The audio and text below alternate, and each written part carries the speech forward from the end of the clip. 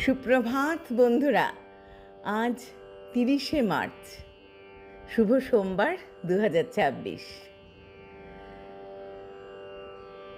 আমাদের নতুন বছর পড়ার সময় চলে এলো। পয়লা বৈশাখ। চৈত্রের আর কটা দিন বাকি, তারপরেই বৈশাখ শুরু, তারপরেই আমাদের নতুন বছর। ভীষণ আনন্দ। আজ প্রভাতী চর্চায় সবাইকে একরাশ শুভেচ্ছা জানাই।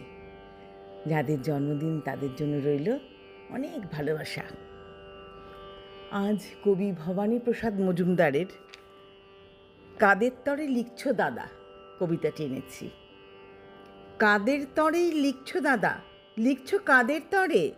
ভোর না হতে আধার নামে যাদের কুড়ে ঘরে, দুধের বাটি ছেড়েই যারা খুদের বাটি ধরে, তারা কি আর কেউ কোনোদিনও বইপত্র পড়ে? কাদের তরেই লিখছো দাদা, লিখছো কাদের তরে? গাঁইতি শাবল কোদাল কাঁধেই ফিরছে যারা ঘরে, বুকের ওপর সদাই যাদের বাঘের থাবা নড়ে, তারা কি আর কেউ কোনোদিনও বইপত্র পড়ে? করছি মাথা হেট গো দাদা, করছি মাথা হেট। তোমার লেখায় ওদের কি আর ভরবে কারো পেট? তোমার কেতাব রাজবাড়িতেই পাঠিয়ে দিও ভেট।